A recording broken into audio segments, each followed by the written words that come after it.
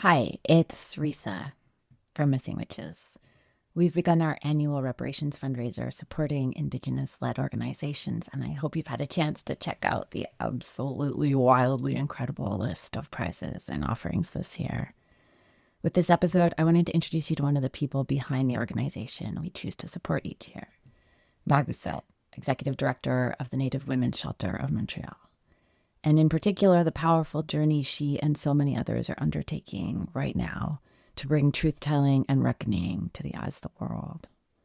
Naguset is helping to bring a case before the Permanent People's Tribunal to indict Canada for genocide and crimes against humanity, for the residential school system, forced sterilizations, and the many ongoing violences committed against Indigenous peoples by the Canadian state. In this conversation, she speaks about searching for a place where these truths, the 700 pages of evidence, can finally be heard clearly, about the labor of carrying testimony and about the call to gather witnesses across borders and communities. If you are moved by Naguset's monumental labor of love, please consider donating directly to the Native Women's Shelter of Montreal. And send us your receipt to witchreparations@gmail.com to be entered in the draw for prizes. And join us in lighting sacred fires. And join us in sharing this story. Help hold this container for Naguset and help draw more eyes to bear witness. Thanks for listening. Bless it fucking me. You aren't being a proper woman, therefore you must be a witch. Be a witch. Be a witch. Be a witch. Be a witch. Be a witch. Be a witch. You must be a witch. I'm so thrilled to meet you. I'm always a bit nervous, but Missing Witches, myself, my best friend Amy, we have been in the audience at your rallies. We've walked in the annual Spirit Walk. We've been fundraising for a couple of years. In the background, cheering, watching you on stage. So it's really great to meet you. Often in our podcast, we start by asking folks to introduce themselves as you are today, with the sort of Alan Watts caveat that you're not obliged to be the person you were 5 minutes ago, just exactly who you are right now. And welcome. Who am I right now? I'm a bundle of nerves, but I have my sacred goat. Oh, What does the good. goat do? It screams. So, yes, I'll bring him to the PPT. So that is what we do all day long. Every time we try to move forward, and then we have to take, a step back, and then, move forward again. So the goat is very helpful. Is it helpful because it screams? Yes. Okay. I don't have to. It does scream for me. People say, "How are you?" And I just, just a grab the tiny goat. screaming goat. That's how, and it makes people laugh. So you have to laugh sometimes because it's overwhelming the amount of work that we do. I mean, I run a shelter, and it's a large organization with so many projects, plus Resilience Montreal, plus we're doing renovations here and the PPT. So Let's just do an international tribunal. sure. Yeah. Down from Rome and look at, evidence on crimes against humanity and genocide. I mean, this is what I want to know about first and foremost, is the Permanent People's Tribunal.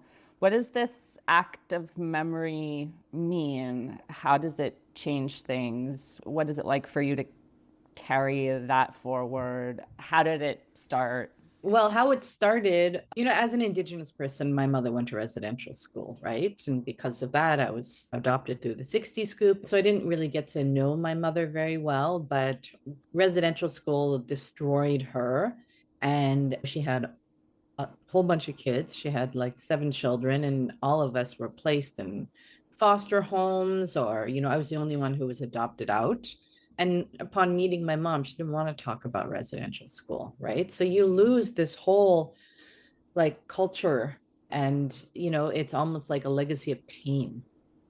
And I know when the TRCs were here in Montreal, I went and I brought my child, who was, I don't know, about 5 or 6. And it is common knowledge about the mass graves, right? However, when Kamloops had their discovery that they shared with everyone, there was an outcry. And It is devastating, but a lot of Indigenous people are like, we've been telling you. Did you read the DRCs? We have been telling you. And then a month later, it happened again in Saskatchewan, right? And I'm from Saskatchewan. So how does that affect me, knowing that, these could be my relatives, right?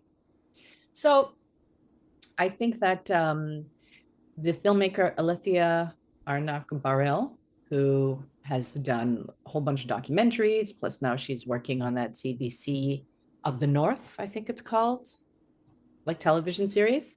So she said during the announcements, right? She's like, when do we get our own Nuremberg trial? I was like, oh, that's genius. I love that. Yes. So since then, I've been trying to figure out how do we get our own Nuremberg trial? And I went to like the Jewish community and I spoke to them. How did you do it? Do you know of someone? And like the conversations had some interest, but nothing actually happened. And sometimes I go and I speak at different synagogues, right? As a Jewish Indian, I speak at synagogues. And I asked them, are there any lawyers here that can help me? Just make me like a roadmap. I'll do the work. Just somebody tell me how to do this, because I feel like we need that. We need to have some kind of accountability. Anyway, years go by, and I was invited to Amnesty International during the COP15, and the woman who was running Amnesty, who was based in Paris, came to Montreal, met with me, and I think Melissa Mullen-Dupuis was there, and Ellen Gabriel, and she's asking different questions because she was going to bring up Indigenous issues when she went to the COP15, so she was pulling us for ideas. And when she got to me, I was like, why don't you help me? I'm like, what is the closest thing that we can get to a Nuremberg trial? And she's like, a permanent people's tribunal, and they're based in Rome. I'm like, great, let's do it. Let's do that. And I remember, like Melissa Mullen-Dupuis was there, and she said, but Nelson, aren't you tired? Yeah, I'm exhausted. But if we don't do it, who's going to do it? We're all tired. We all, so we got to find a way. And the first thing that we needed to do was send an email for a conversation with the Permanent People's Tribunal, who are based in Rome. And we met with them and we explained, that we feel like, the Canadian government has committed crimes against humanity and genocide against Indigenous people. And they were like, yeah, we agree. So come on down.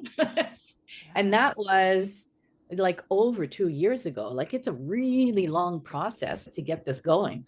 So we had many conversations with the PPT. We had to do our research. So I reached out to another person named Jasmine, who's a lawyer who did a PPT on murdered journalists a couple of years ago.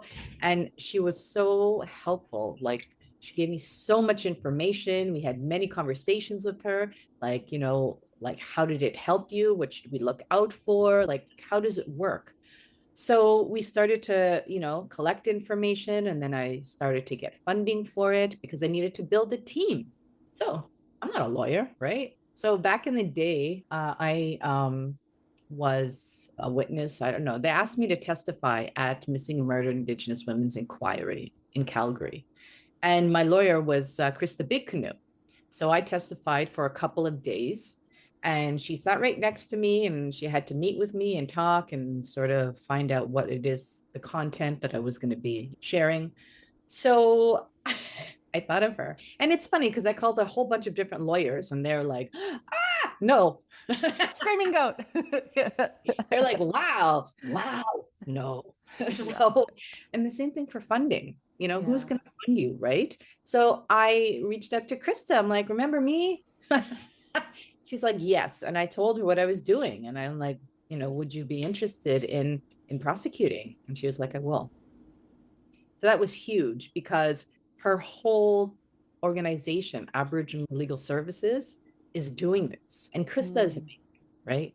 So she was able to find 5 other Indigenous lawyers across Canada to help her write the indictment. And in Montreal, we also had a team with Eloise, who is one of our lawyers, who's an international human rights lawyer, and she works, or at the time she worked at UCAM, and Eric Sullivan, who works at the University of Laval, and he's already done a PPT because there have been 2 in Canada. So he did one. I'm like, yes, let's go with people who know what they're doing, because I don't know what I'm doing. So bring in the lawyers, so we would have meetings regularly and start discussing what does it look like. So we needed the Indigenous lawyers to talk to the international human rights lawyers to make sure that the formatting of the indictment works. So the thing is that with the Permanent People's Tribunal, they have 6 different types of crimes. So one is crimes of genocide, crimes against humanity, war crimes, ecological crimes, economic crimes, and systemic crimes. So we looked at this list and it felt like we could fit into so many. But at the end of the day, the lawyers decided we would go with crimes of genocide and crimes against humanity. Genocide means any of the following acts committed with intent to destroy, in whole or in part, a selected group on a discriminatory criteria, such as killing members of the group, causing serious bodily or mental harm to a member of the group, deliberately inflicting on the group conditions of life calculated to bring about its physical destruction in whole or in part, imposing measures intended to prevent births within the group, and forcibly transferring children of the group to another group. So this is why we're going with genocide. When we do crimes against humanity, are those crimes whose gravity implies a direct attack against humanity. Crimes against humanity means any of the following when committed as a part of a widespread or systemic attack directed at any civilian population. So it includes murder, extermination, enslavement, deportation or forcible transfer of population, imprisonment, or other severe deprivation of physical liberty in violation of fundamental rules of international law, torture, rape, sexual slavery, enforced prostitution, forced pregnancy, enforced sterilization, or any other form of sexual violence of comparable gravity. Persecution against any identifiable group or collectivity grounded on discriminatory reasons, enforced disappearances of persons, and the crime of apartheid. So for the last 2 years, we have pulled in over 2,000 pieces of evidence, and we're working with an organization called No History. No History was recommended to us by Kimberly Murray, who used to be the special interlocutor on missing children and mass graves. So all the team has been working with No History, getting all these different sort of, we call them tabs because there's so many, and getting information so that we can present this to the judges. And, it's something like 750 pages that was sent to the judges and to the PPT so they can start looking through it. However, when they come down to Montreal, how we're going to be displaying or sharing information is by having different panels. Like, if I don't think the actual schedule is online yet, I think it's going to happen this week. There's so much to talk about. I'm sorry. So I'm in the process of trying to get a permit right now. For Sacred Fire, I got the whole team together, but what a funny, ironic thing to have to get a permit for a sacred fire. It's a Sacred Fire. We'll do it. Either way, we're going to do it, right? Yeah. So, but you still have to sort of follow the rules. So we'll open with that. And then what was really great was that Jeremy Dutcher, he did a fundraiser for us. Yeah. And he will open for the PPT. So we'll start with the Sacred Fire with Kevin Deere, giving the prayers. And then it will be maybe like a 6-minute walk back to Daphne Art Center. And that's where we're going to hold the proceedings. Most of the time it's held in a court. And I don't like the look. I don't want to be in a court. Like, it's so institutional. Daphne Art Center is an Indigenous art gallery that is beautiful. And they agreed. Like, it's lovely to talk to people, and they're like, yes, I'll do it. Like Jeremy, yes, he'll do it. Same thing with Aboriginal Legal Services. So that's really helpful because, I need as many people to help me, right? And the way that we want to do this is I want the space to feel comfortable. And it's a beautiful location. We can't physically put everyone in the space. So we are live streaming it.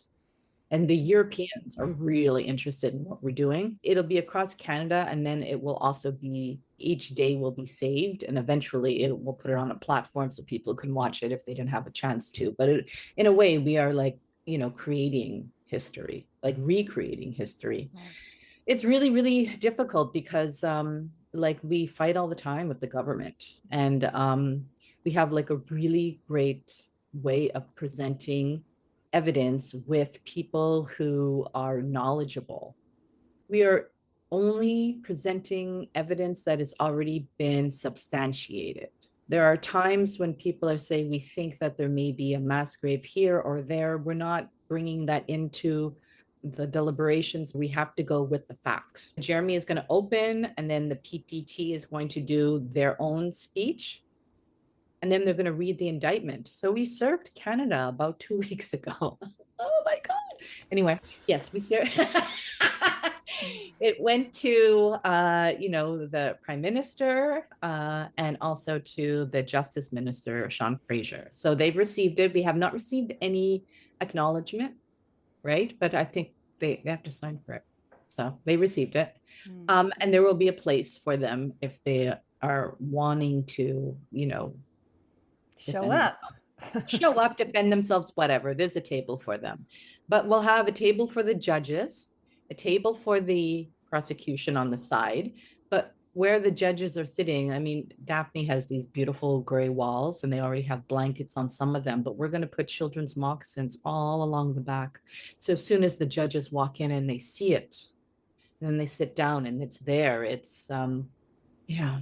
We'll have a room in the back of Daphne where we'll have an elder, we have a psychologist, we have incredible judges that are coming down. The first day after lunch, we're going to be having Kimberly Murray testifying. On the second day, we're going to have an expert panel. We're having Tanya Talaga and Connie Walker come down. It's huge, right? And then we're also going to have an Indian residential school survivor panel in the afternoon. And then on the third day, we have someone who's going to be speaking about forced and coerced sterilization. Also, we're going to have an expert panel, survivor initiatives and investigations. And the last day, we have Annie LaFontaine, who is an expert witness. And Canada has a time to defend themselves if they show up. I'm sorry, shouldn't laugh. What could they possibly say? Well, because, I don't want to tell you what Canada could say, but they'll be like, it wasn't us, it was the churches. Yeah. It was a different time. We didn't know. Yeah. Yeah, we had no idea. Yeah. Anyway. And then, on the last day, we have, just the prosecution closing, and they're going to give a deliberation, right? They're going to give a short statement of what they've learned during the week. And then afterwards, they all go back to their countries, right? Because we have one from New Zealand, we have two from Spain, one from England, one from the States, one from like another part of another province of Canada, and we have Ellen Gabriel, who's local. They're all going to go back, and they have, because they have the 750 pages, they have time to read everything.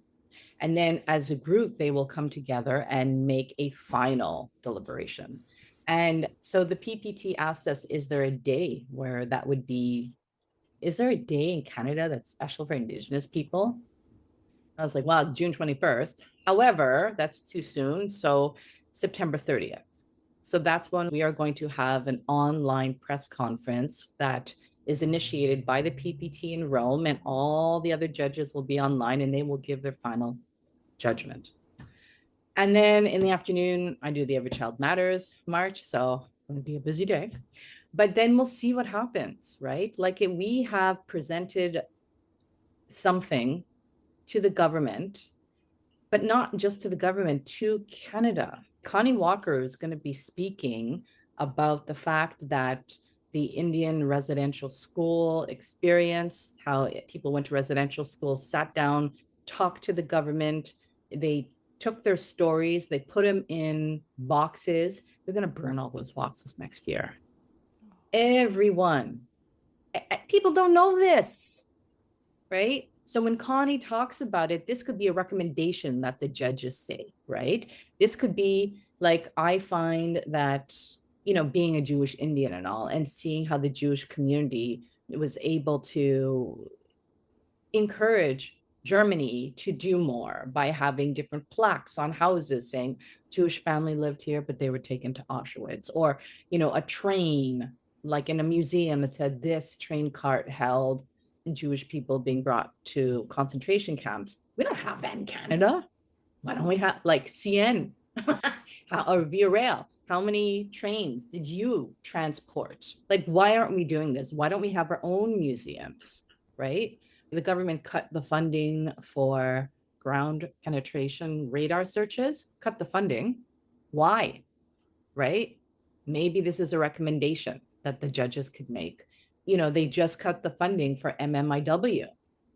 Why? 231 calls to justice, and you've done 2 and what you could now. Same thing with the TRCs. They accomplished 15. Well, we're tired. We reconcile too much. Like, seriously?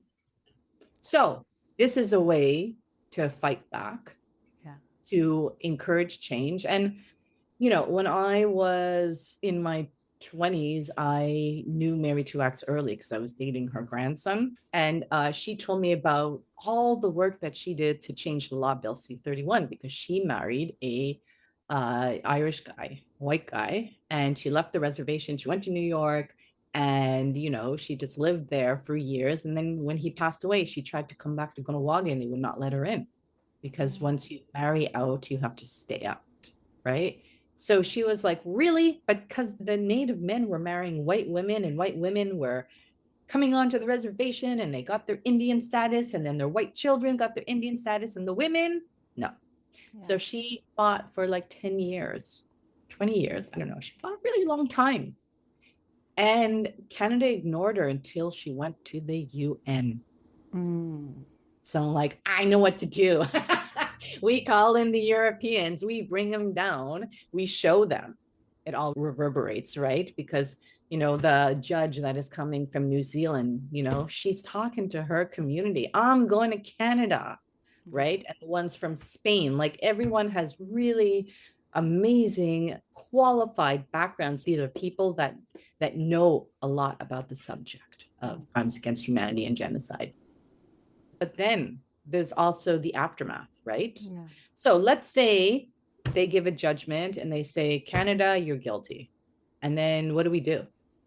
We already know they're guilty. But what do we do as a community? Like, how do we move forward from this? Because even sometimes when you get a guilty, it doesn't make you feel better. What does it mean as an Indigenous person moving forward? So after the announcement on September 30th, we are doing a gathering in Six Nations. So it's a healing gathering, and it's called Stories of Recovery. It'll be held at the Chiefs Woods Park.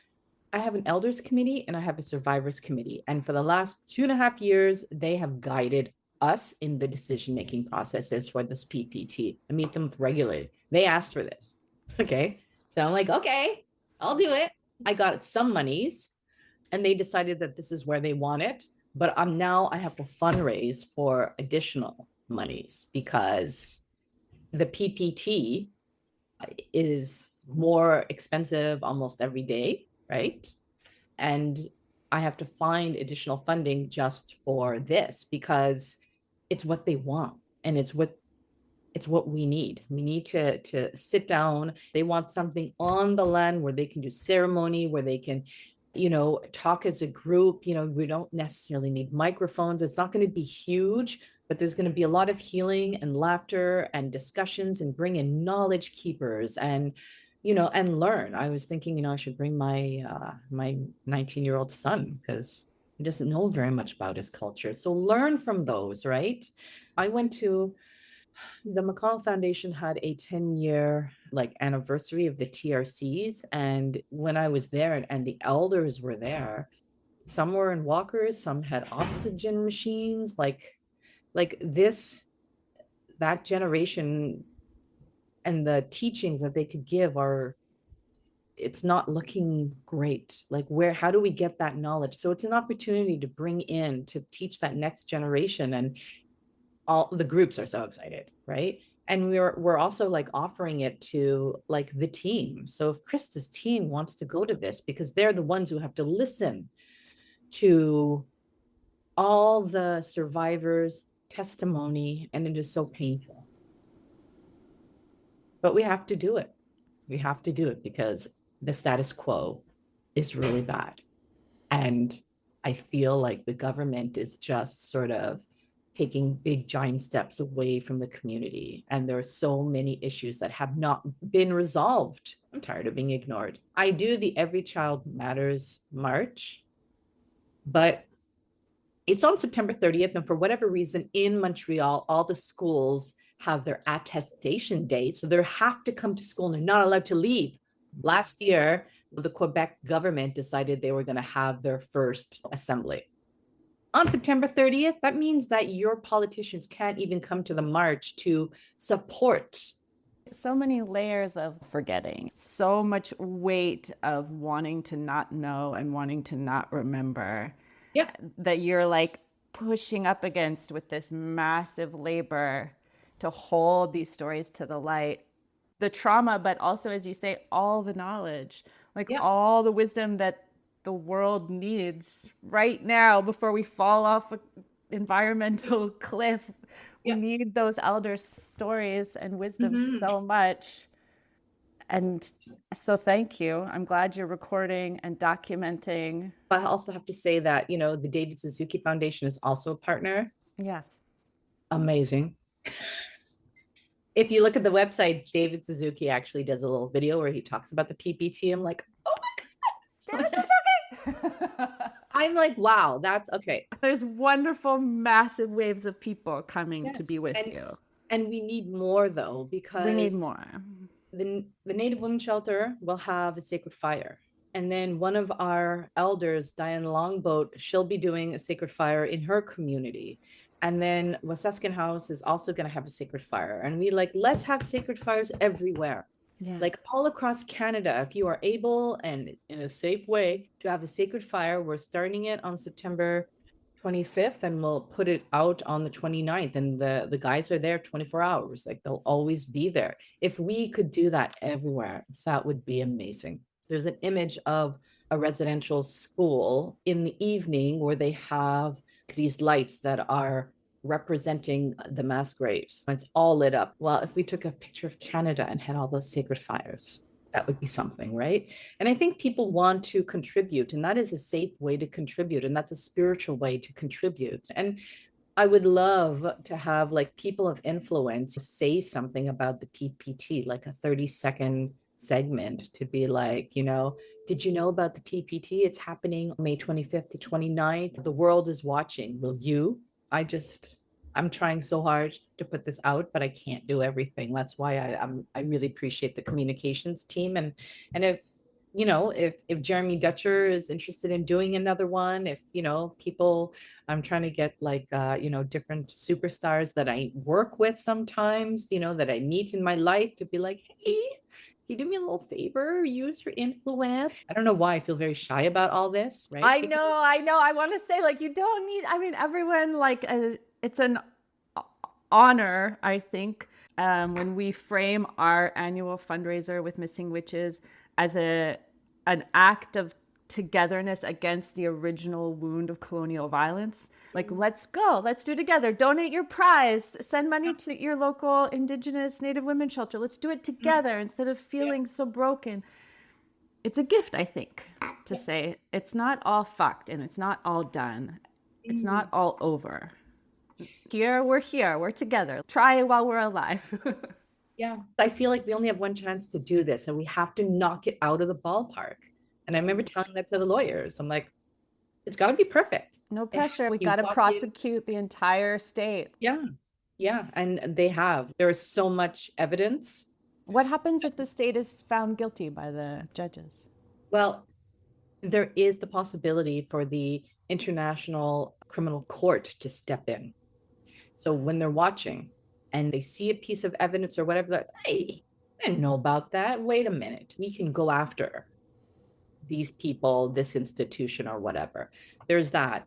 It's international. And what's really like awesome was that the lawyers plus the survivors and the elders and anyone who was part of the committee wrote a 5-page document of outcomes. This is what the government can do to make amends. When we talk about reconciliation, you get a failure for the last 10 years. This is what you can do to push forward. So the government's going to have a lot of really concrete things. This is what you Yes. do now. Yes. I mean, you got to try. And that's what we're doing. We're trying, and who knows who it will motivate and inspire, like in the spirit of I don't know more. I'm not a lawyer. I only have a BA. Not a genius, but if it's possible, someone's got to do it. So how do we do it? We're going to have a day of judgment and bringing in all these international judges. It's amazing. Yeah, I'm a little intimidated. They're going to be intimidated to meet you. Everything you've carried and championed. Thank you for so much time and for sharing the labor and also the hope with us. And yeah, thank you for everything. And we'll be there. We'll amplify it. Yeah, I appreciate that. I really appreciate that. I need all the help I can get. Thank you so much for being here. And thank you for that image of the fires across Canada. I know I've heard you and elders at the walk before talk about every little orange shirt is a flame, is a somebody remembered, as a child remembered. And so may we continue to light those candles, hold those children, tell the truth. The truth is painful, but we have to tell it so that we can burst out of this weight of post-colonial gloom and have a little bit of growth in tomorrow. So we got to tell the fucking truth. So thank you for doing that. Thank you. Huge love. All right.